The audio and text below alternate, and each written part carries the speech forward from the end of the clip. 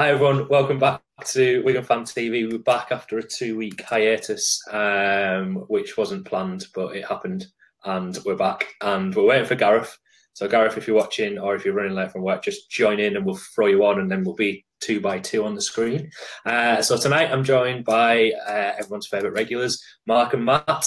Matt, first of all, yourself. Apologies for last week. You did a Salford poem and it didn't get read out. I did, I know.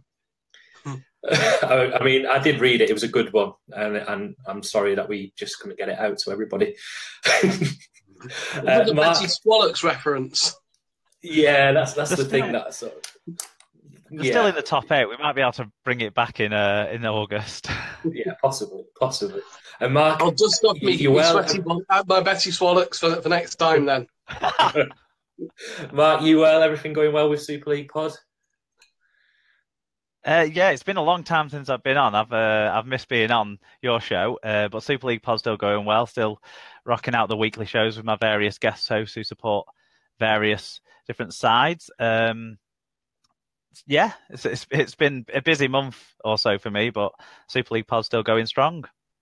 And there's a couple of things that me and Mark have been involved in with the club over the past couple of weeks, which is this fan engagement board. And Mark and myself were at the Riversiders a couple of weeks ago. And we've got some really exciting news, which Mark may not have read yet, which I emailed to him before, but hopefully that'll be announced by the club next week. But basically I've put to the club to try and have a bit of a get together for all the fans that are travelling up to Magic Weekend next week in Newcastle. We've got basically one of my favourite pubs in Newcastle, the Centurion, which is this grand former first class lounge in Newcastle Central Station, which is really, really nice. And the club have been really accommodating about it. And basically we want people that support Wigan and go to every single game come in, and we want those that don't, the people that just go to Magic Weekend or just go to Wembley who are up in Newcastle by chance next week. We'll be running that hopefully between 10 and 12 next Saturday morning, but all that'll be confirmed on Wigan's official website hopefully next week. There should be a player in attendance. Hopefully we'll have the World Club Challenge trophy. We'll have the massive Kenny Sterling trophy, which is going to be fun for somebody getting up to Newcastle, and lots of other things. Someone's been shunning from the back seat, haven't they? Yeah, I mean, they had to get that from Australia, so I guess getting up to Newcastle is not too bad. But keep an eye on the official Wigan website for that, and it should be a bit of a fun takeover like they had in Sydney and in Newcastle before the game. And it coincides with Melbourne and Manly being on Sky as well, which should be pretty good. So keep an eye on the Wigan website for that, and hopefully that'll be announced. But back to, last time I spoke to anybody on here was way before the Widnes game. So I guess, Matt, let's start with you. What are your thoughts? We've lost 2 games. We've lost to Warrington. We've lost to Saints so far during the season. How's your take on the season so far? Would you, when we first started this in January, if on the 11th of May I would have said second in the table, 2 defeats, one was against Warrington, one was against Saints, would you take that? Yes, I wouldn't have been all that surprised, actually, if I'm totally honest. But no, one of the best things about this season for me is all those people who wrote us off at the start of the season because of the off-season recruitment, saying, "Oh no, we're going to be in the relegation scrap, round about this time," and that's just not happened, has it? I mean, I know it's not like Gary Schofield to get things wrong. But he was one of the people who said this stuff. He was like, "Oh, Wigan won't be at the races this season." We're at the races. We're at the races. It's well, brilliant. worryingly, he has us in the grand final now, doesn't he? So yeah, that does bother me a bit. Physicists now talk about Schofield's law, which is basically it's like an orifice inversion. Now, I don't understand the technicalities of that, so I won't talk about it, which is why I'm different to Gary Schofield. It's like we've kept you sort of tied up in a room for the past 3 weeks, and you just exploded with everything that you've been keeping in, Matt. The next 20 minutes. Yeah. Not again. Mark, obviously, you've been listening to Super League Pod and getting your opinions on everything so far. I mean, how do you take it at this moment in time? Would you take, when we did the preview shows, I think at the start of the year, like Matt said, nobody had us in the top 4, let alone sort of competing with Saints. Yeah, we thought we'd be where we are, didn't we? And it's gone as I've expected it to go. We've been a lot better. Yeah, I think we've probably been much better than what we expected. Sorry, I think my screen just froze there. Let it catch up a second. We scored, over 40 points a few times, which we didn't do very often last year. We've been entertaining. We've got options in across the park, and our props have been dominating their oppositions physically, mostly without the ball. I mean, how well we're winning contact and forcing people back. The amount of sets where it feels like we've gained ground in defence just by pushing people back in contact has been great.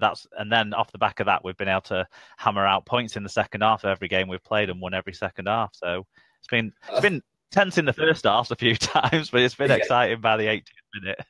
I mean, I think you just picked up on a point there, Mark, which I think was possibly one of the biggest off-season discussions, certainly for us on here, was the style of play.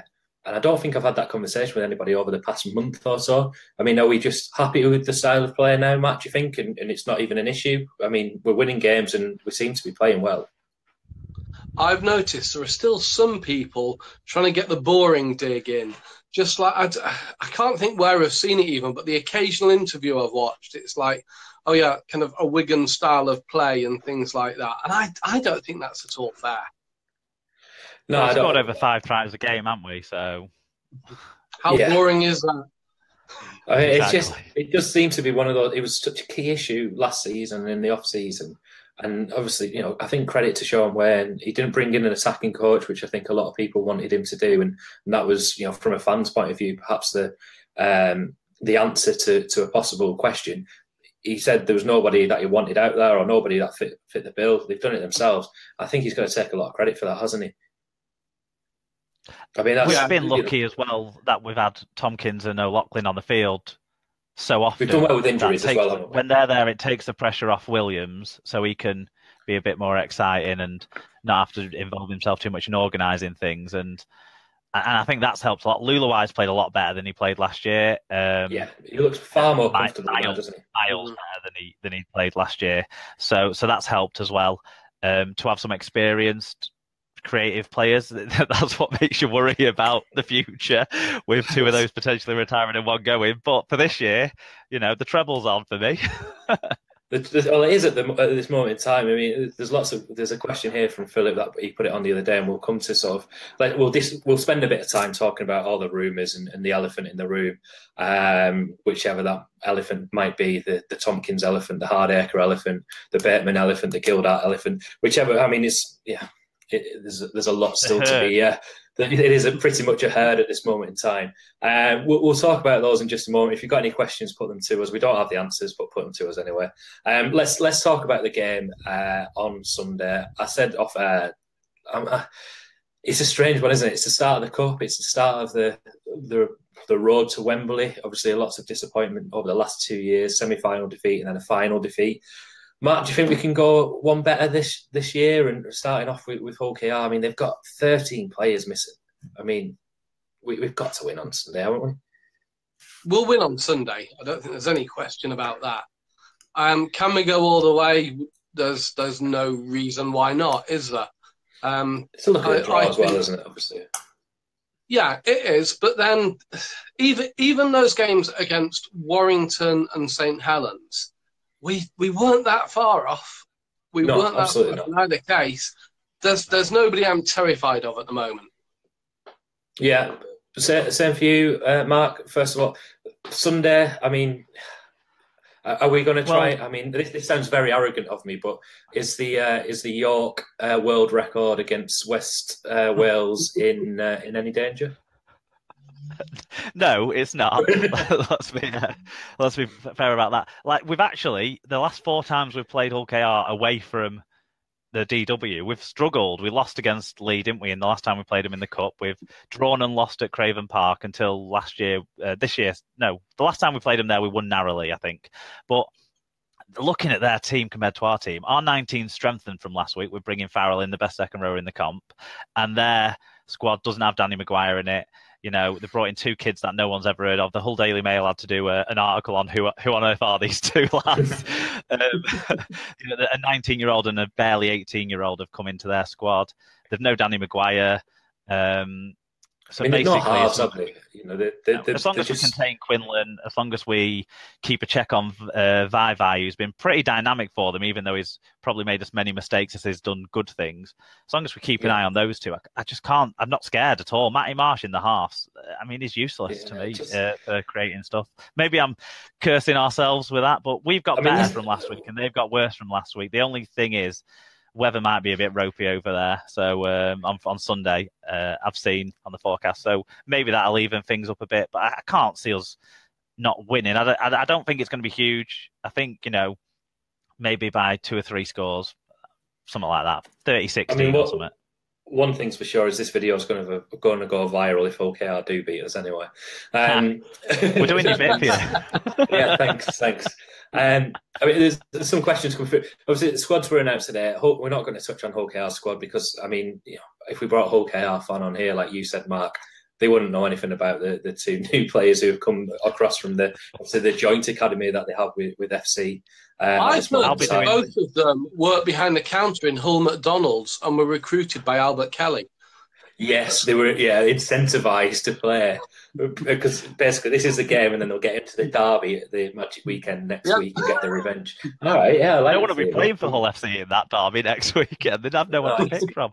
No, I've got a Hull KR fan. I've got a Hull KR fan with me on the Super League pod this week. I'm pretty sure it's Tim who's with me this week. I forget the revolving door, but I'll ask him if he's ever heard of them, and I'm sure he won't have done even after the game has been played. Yeah, I mean, whether they actually get in the side is obviously another thing. They're in the 19. They might be the 2 I guess that miss out. The Wigan squad, just for reference, we're missing Morgan Escaré, who I think's probably failed the concussion test. I don't think there's anything malicious in him not being in the squad. Obviously, he was dropped a few weeks ago. I think a few people were getting a bit frustrated by him not being in the squad, but I do think it's a concussion test more than him being dropped. And like you said, Liam Farrell comes in, Josh Woods comes in, Gabe Hamlin drops out. Gabe Hamlin played in the reserves last night at 13 in their win of Bradford, which the forgotten man Liam Forsyth scored a hat-trick. Do you remember him, Matt? Liam Forsyth from Bath? Yeah, Bruce. Yeah, Bruce's son. He scored a hat-trick, apparently. John Clue's here. I'll put this to you, Matt. Do you think Josh Woods should start? I mean, I think he'll probably be an option from the bench instead of Escaré, won't he? Would I start him? Probably not, no. Give it 20 minutes, then bring him on. And maybe even leave him on for the rest of the game. But I don't think I'd start him. I mean, that happened in the Easter Monday game against Hull KR, didn't it, Mark? Yeah. We rested players after about 60 minutes. With the Magic Weekend game coming up, we possibly could do that. Do you think Josh Woods will get a chance on Sunday, Mark? I think he'll be in the 19 because I think he'll want to have the ability with Wayne to rest Luluai, rest Powell, rest Williams, rest. Tompkins or someone like that. He'd want to have the opportunity to rest someone if the game does get out of hand, and he'll want to have an opportunity to change things around if any of them aren't doing the job right, I'd say. So that's the only option I can see in the squad to really do that. Dawn says here, I'm cutting you off, Matt, here. The comment's that big, but if you just sort of lift your head up a little bit, we'll still be able to see you.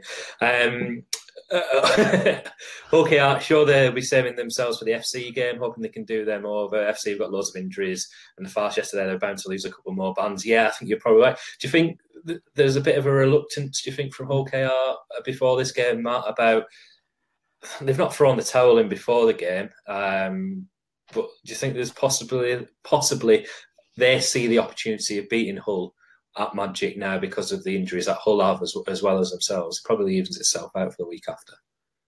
I think it's more to do with the league form itself.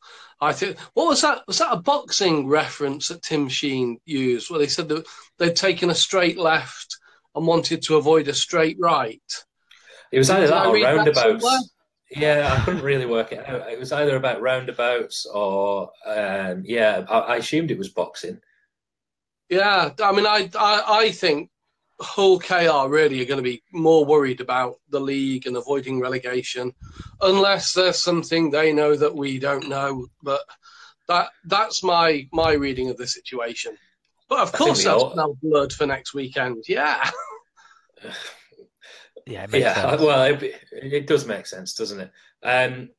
Mark, your thoughts? Do you think Magic Weekend and getting 2 Super League points is going to be more important for Hull KR over the next 2 weeks than it is perhaps for Wigan? I guess obviously still want the 2 points to get to Warrington, but I think that's their priority this weekend. I think the non-selection of Danny Maguire suggests that. I'm not aware of him picking up an injury last week, and I'm pretty sure he played last week. So, and there's a few people missing out that have played in all 3 of their wins.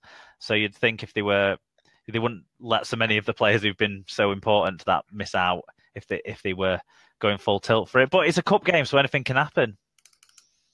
Let's get your thoughts on predictions on the game then for Sunday, and we'll move on and we'll just talk about whatever anybody wants us to talk about. There's some comments about shirts here. I quite fancy talking about jerseys, mainly because I don't know the jersey that Matt's got on. I'm going to ask you in a second. I've got a Fiji jersey on, and Martin's talking about the fancy designs for Magic, which we'll touch on in just a second. Matt, if you a score for the weekend. Oh, I reckon Wigan will win by 23 points. 23 points.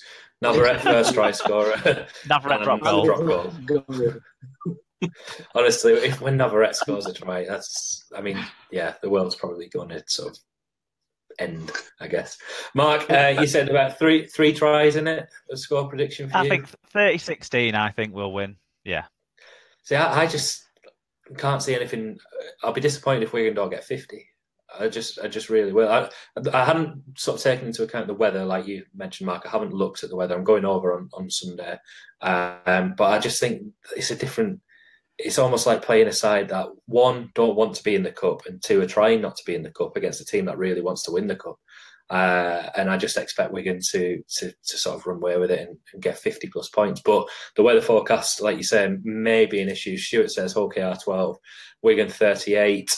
Let's draw a line under that. It's the first time we've been on air for sort of 3 weeks or so. So let's talk about random things. Martin, again, we can't see Matt there. Basically, why is it other clubs seem to be innovated with fancy shirts, yet Wigan still stay the same? And there's a point here made by Dawn, it's because the ISC, ICS, or ISC? ISC. Yeah, ISC, and not ICS. I think they're a political group. ICS. I mean, I guess you've seen all the shirts. Matt, first of all, what jersey have you got on? Well, this is a South Queensland Crushers shirt from about 1995, I think. Nice. God knows how it survived this long. It's very impressive. In terms of the kits, it seems like a very sort of strange thing to talk about, I guess. But we've got the new Marvel kits that have come out that I think Dawn's just put on here. They look like kids' pajamas. They really do. Yeah, this they year. are There's pajamas. some horrendous ones. We've got the Salford shirt, which has got the Manchester B on. Would you like to see Wigan sort of have a commemorative Magic shirt? We've got Saints with the autism shirt as well, of course. Widnes normally have a Newcastle Sir Bobby Robson Foundation jersey. Would you like to see Wigan maybe innovate a little bit? A charity shirt or a shirt for a decent cause like the Salford one. Yeah. Yes, of course I would. The Marvel ones, as much as I love Marvel, I just think I can see why the club would steer away from that, because people are already asked to fork out a lot of money for shirts. Yeah. And, there are some people who would buy one just because it's there. And I think that there's a sort of, it's not extortion, but there's a little bit of kind of financial pressure that I think Wigan have actually generally been quite good at steering away from. But having said that, it would be lovely to see some kind of charity or some, worthy cause on a shirt. I mean, we have tried, I guess. What really upsets me is that the women's team play in the same shirt as the men's team. I would love it if I could wear a women's team shirt just to show the appreciation of what's going on there and a bit of solidarity. Right. Leeds have a nice, I think that's an interesting point for the women. Yeah, I mean, I think give credit to Wigan, like you said, Matt. It's obviously another expense, I guess, to support. Hold on. Sean, just lean to the side and show him the shirt you spent 60 quid on last year. That was an extra shirt. I was just getting onto that. However, the year before that, we had the Hall of Fame one that we brought out again towards the back end of the season. Right. We've had a double one in 2013 where we did both kits combined. It's not like they've not been averse to throwing out an extra shirt to make a few extra bob. I mean, I was going to say exactly that. And to be honest with you, if there's anything, I mean, I don't hate to sort of bang on about it every week, but I've got a Frank Paul Nuasala heritage shirt signed by him upstairs framed. That's still, I've tried sending it to Mrs. Nuasala and she doesn't want it for some reason. And I've got time will heal. But yeah. Time will heal. You just mentioned, Martin puts on here, there was a Joining Jack one, obviously, a few years ago as well. Mm-hmm. We tend to do one at the end of the season, don't we? It's always that last home for some reason. Which what was that one with all the Polaroids on it? There was one. That's a heritage shirt. I've got a really good one upstairs that's framed if you want it. It's got this really good player. He played for about 18 months for Wigan. I'll bring it down for you one day. You can buy it off me. Sell it as grand final and World Club Challenge winner. And then I mean, I'm really disappointed that I got it framed with the Nuasala bit showing. If it was the other way around, I could maybe just get it reframed. It comes with the cloudy left under attached to it. Yeah, that's a good idea. You just mentioned the women's side there, Mark.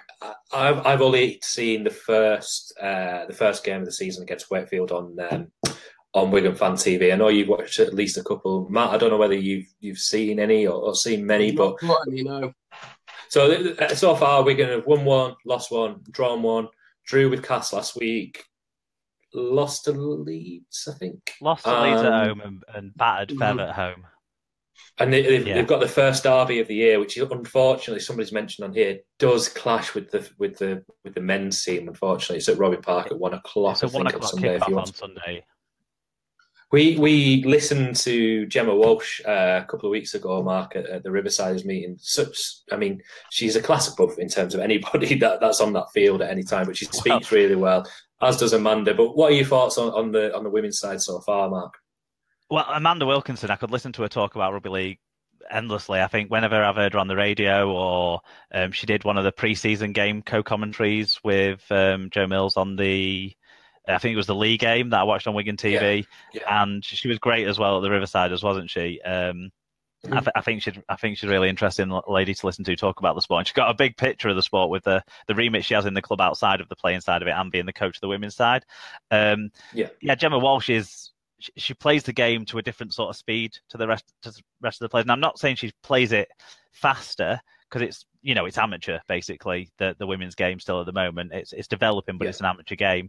But Gemma Walsh plays it with a level of composure that a lot of the other players, each of the teams I've seen tend to have one or two players that play with that sort of level of composure.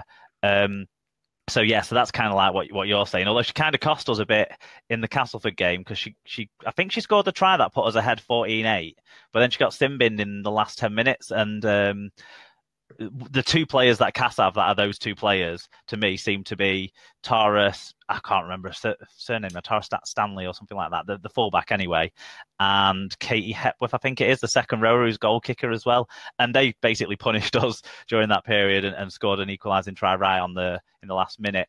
The player who's impressed me the most, I mean, to the point of almost infatuation with a playing style. She's like the female Morgan Escaray, is Becky Greenfield, is she called, the fullback for Wigan? The fullback. I think she's electric. I think she's brilliant. The loose forwards, we've had a few different girls playing the loose forwards. Thompson. Katie Cohen is the one that wears 13, isn't she? I think she played centre a couple of weeks ago when they were missing a few. I mean, that's the point that she got injured against. She got injured against Leeds to Katie Cohen early on in the game, which was a shame. And there's is it Rachel Thompson as well, who wears number 3 on the back. She's a very class forward, actually, as it goes. I think it's been really good to watch them. They've got some impressive players. Some of the Union converts have got a lot of good skill, but maybe lacking in game awareness and game sense. The winger who's the goal kicker, there's a few good goal kickers in the competition. She's right up there. The Leeds side are really good. I've seen 2 of their games as well, including the game against us. They look really good. They've taken as well, aren't they? Yeah, they've basically taken most of the best players from Bradford. They've left them one or two good players, but they've taken everyone else. That was so just like the men's side then a few years ago. Yeah. But they've been cracking games to watch. It's the first derby this weekend, so it'll be interesting to go because I think Saints have started pretty well this year as well. So it's going to be interesting to see. I mean, one thing to sort of just point out that I think Amanda and Gemma were saying at the Riverside, which was really interesting, is they had players missing from the second game because of other commitments, because they're not full time. They've got lives outside of it, which I thought was really interesting and perhaps something that I wouldn't have appreciated would actually happen. Gemma Walsh was at work and then went to training. They're still working full time. It is going back to the amateur days of rugby league, which is it's like 14, 15 nowadays for when she goes to training. Yeah, I mean, the level of commitment that they're actually showing in to get to this is fantastic, and I think Amanda Wilkinson's doing a fantastic job so far. We'll round up in a few minutes' time. We'll let everybody go and watch the delights of Lee and Salford, which is obviously going to be a classic. Matt, I just want to get your thoughts on, before we obviously come to the poem, which everybody is obviously waiting for. Joe Burgess, you were at the Widnes game, I think, when he picked up that injury. Horrendous injury. Don Manfredi on his way back. We obviously got Marshall, my best mate, and Tom Davis on the wings at the moment. Your thoughts on Joe Burgess? I mean, he was just starting to get back to that game against Castleford was exceptional, wasn't it? Yeah. I mean, it's heartbreaking. My initial reaction was to blame the pitch, but I don't think it really had much to do with that, to be honest. It's a hard surface, isn't it? I mean, it is. I mean, they're ripping it up, aren't they? Haven't they? Aren't they? Yeah, this is last year. Ripping it up at the end of the season, which July for them, I suppose. They're putting a new one in with green bits of rubber instead of black bits of rubber to make it look more real. That's not what I heard. I heard they were replacing it with a ball pit. I think they decided that playing on a kids' play park surface hadn't worked, so ball pit next season at Widnes. But yeah, I mean, Joe Burgess, it was really, really upsetting. It was I was almost, ready to walk off away from Widnes, really happy, and that just took the edge off it. It was Tommy Lulua's reaction, weren't it? Oh God! Lulua's reaction made it so obvious how bad it was. Looking in from the stands and straight away, my uncle calls it, "God, look at Lulua, this is bad." The one last topic, I guess I'll throw at you, Mark, which is everyone's favourite topic, Mr. Hardacre. Do you reckon we're any closer to getting that announced? Well, according to all the newspapers are now saying it's as good as done, just waiting to be announced. So if they're reporting it so confidently, then even the trade press and stuff, it's a done deal. Just like we've been getting told for months and months by your mate Phil at the Wigan Observer. You can hear my extensive views on it in the last episode of the Super League pod, because we did about 20 minutes chatting about it, basically about his whole ban and situation like that. But obviously, it's a pretty keen indicator that whilst they might have been noted in their role with the England setup, that Dr. Chris Brooks and Bitkin were on the giving evidence for Zach Hardacre in his hearing, and it reads like a really well put together case. It seems everyone's kicking off and not happy about the fact that he's got a different ban to some other players before, but it just seems like he's got lawyers who've done the job properly. They've looked at the bans that have been given out in other sports by the World Anti-Doping Authority and pointed out that these other blokes have got off with light sentences and not even had any mitigation, whereas Zach had legitimate mitigation. We don't really want to speculate behind what was behind the blacked out sections, but any rumours, your guesses you can make on that are horrible things that you don't want to you don't want to live through. So there's nothing pleasant behind those black things. Wrong, but at the same time, he's got the case really well argued for himself. So it makes him available for us when Sam's gone. So that's a tick in the box from that side of it. From on the pitch side of things, the off the pitch different matter, but on the pitch, tick in the box. I'm staying silent on the involvement of England's fitness coach and England's doctor and the legal team that were involved. I am not saying anything because they have nothing to do with the club, are they? They're some Leeds firm, aren't they? So Yeah, I mean, I'm Who's honestly, I'm not saying.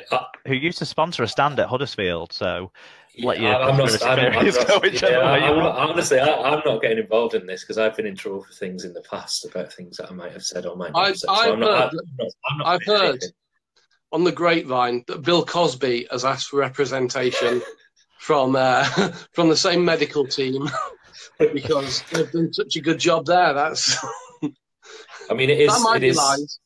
Yeah, I mean, they are. Let's officially. Is England's doctor and England's fitness coach. So let's draw the line under that before we get in trouble. And it'll be me that gets into trouble. We're just saying facts, aren't we? Though they're in the published report for anyone to read. It's not like you're saying something you shouldn't be said or you're suggesting anything you shouldn't have said. All we've said it was England's coach, England's doctor, England's head of conditioning. Yep.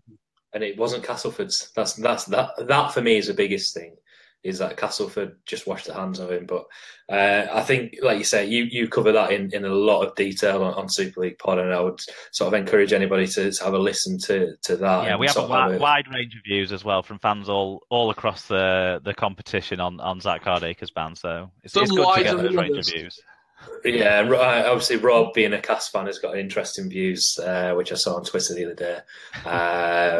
He still loves him. He still hopes that he can come back like some sort of returning hero. They've paid for him, so cheers, Rob.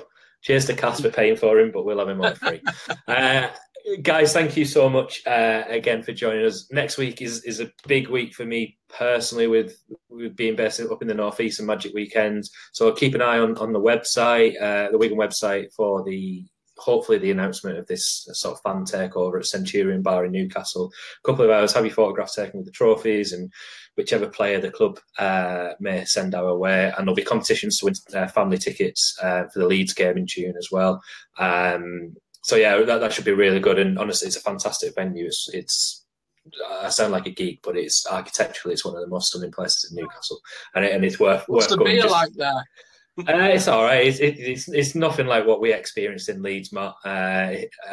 It's sort of just standard beers, but I really can't remember. Now you're turning us off it. So the beer's fantastic. There's a wide range of on tap and on cask and in the fridge. Everyone's taste will be covered. There's a secret bar as well. There is a secret bar, and we have been given, or Wigan have been given, the secret bar for the players. So you can sort of you have to find the players in the secret bar. So there's a challenge for you, Mark. Thank you so much, and let's hand over to Matt to finish with the eagerly anticipated Hull KR poem. Hull KR poem. We're off to Hull Kingston Rovers, whose league form's gone souther than Dover. This game's just a distraction from their vital league action, so I'm afraid their cup run is over. Simple. Yeah, I think that's perfectly sums it up. Well done. Thank you everybody for watching. Dawn's quick comment there. 6 to 8 debate. Proper Sport was meant to have Zach on Wednesday. Zach cancelled on the day. Wigan's influence. Not saying anything, Dawn. We don't know, but you would assume that whichever club are trying to sign him. He said he's going to be on the show at some point. That's the show with Ollie Holmes and Jai Hitchcock, isn't it? Which is quite a good listen, actually.